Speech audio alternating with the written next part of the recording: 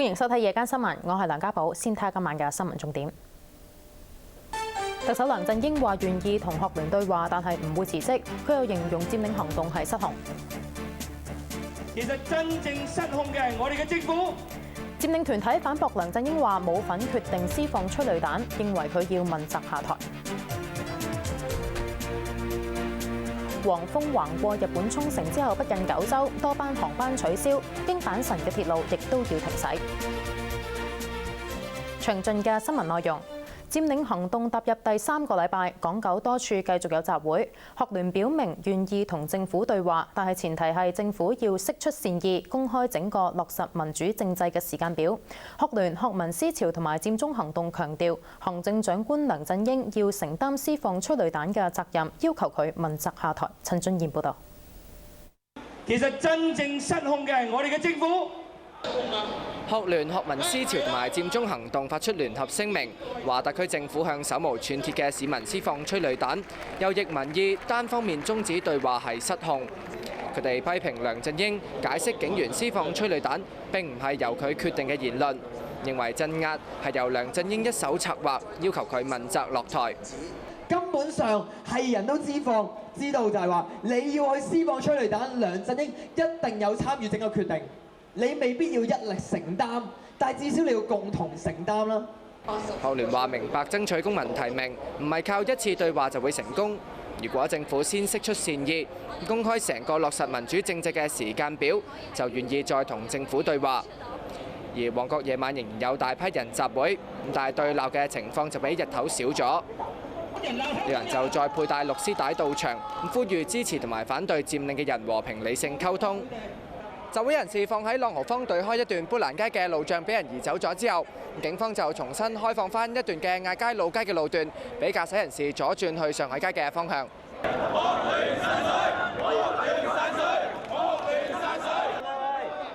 多個學聯嘅成員下晝到場，希望同在場嘅人士討論佔領運動應該點樣持續落去。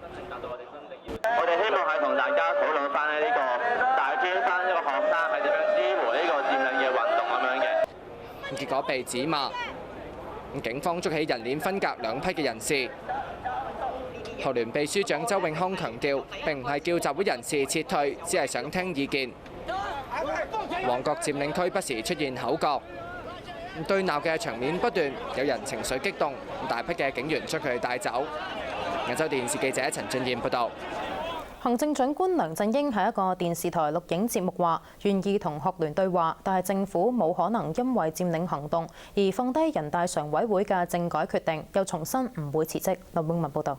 政府同學聯開咗3次籌備會議，最終各自對話。行政長官梁振英話：政府願意對話，但學聯提出嘅訴求反覆，政府唔可能因為佔領行動放下基本法同人大常委嘅政改決定，亦都唔會將違法嘅事變成合法。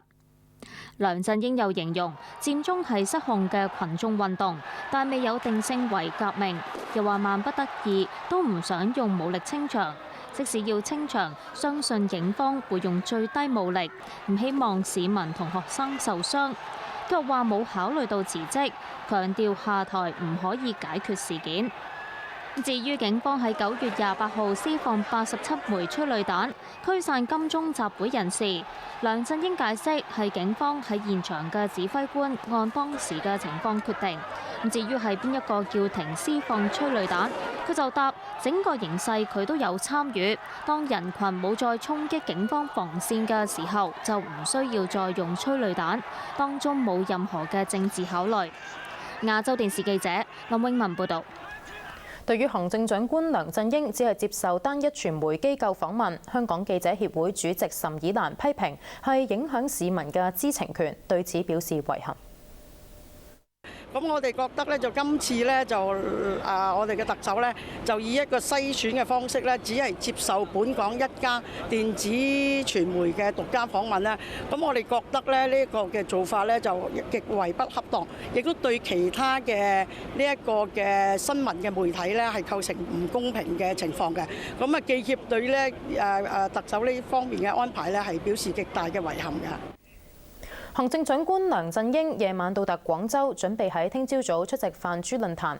政府新聞處通知傳媒喺佢入住嘅酒店採訪，但係夜晚10點鐘突然通知記者安排梁振英入住另一間酒店，並且拒絕透露詳情。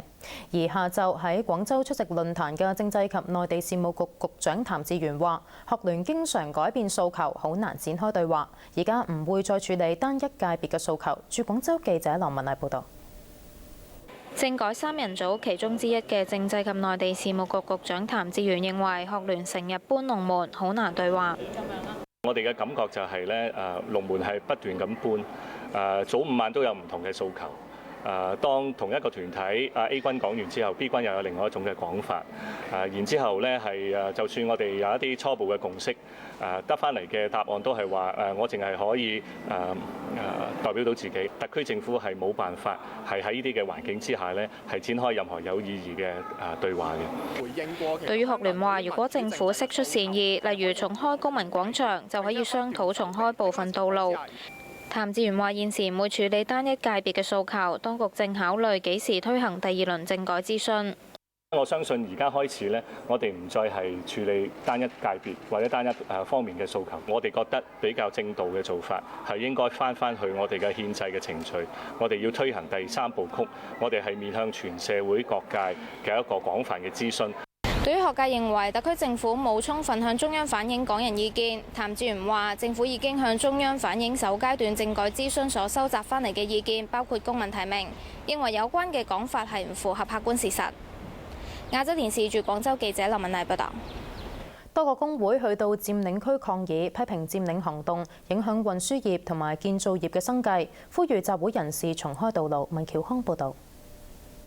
政治訴求政治了，阻我揾食不得了，阻我揾食不得了。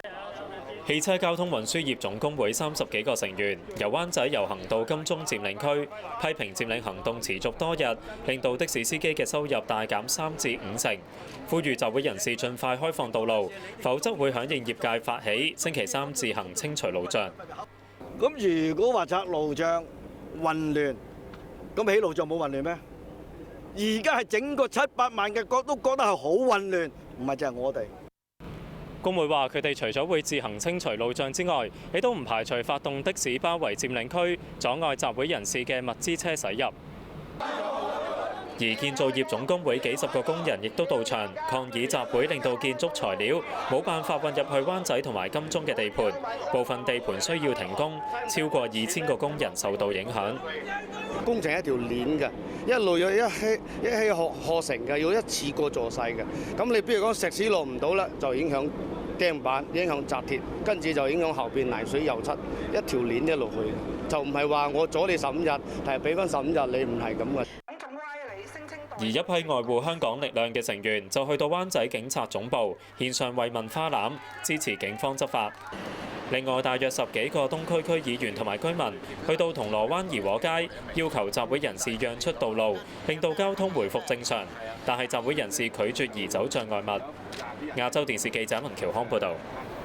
轉睇下，強烈熱帶風暴黃蜂橫過日本沖繩之後，吹襲九州，造成超過30人受傷，最少20萬人要疏散。當地嘅陸空交通受到影響，多班來往香港同沖繩以及鹿兒島嘅航班都受到影響。楊嘉玲報導。黃蜂逼近，九州鹿兒島風雨逐漸增強，巨浪不停拍打防波堤，河水暴漲，水流亦都好急。當地供電系統出現故障，5萬幾戶一度停電。日航同埋全日空分別取消23同埋35班星期一嘅內陸航班。西日本旅客鐵路宣布，旗下20條連接大阪、京都、神戶等地嘅鐵路線會喺星期一下晝陸續停駛，估計有超過3萬乘客受影響。由美國太空總署拍攝嘅片段，清楚見到黃蜂嘅蜂眼完整，風暴影響範圍同埋威力都相當大，成為今年吹襲日本最強嘅風暴。氣象部門預測，黃蜂會逐漸向東北方移動，吹襲九州，為九州、四國以及係本州等地帶嚟暴雨。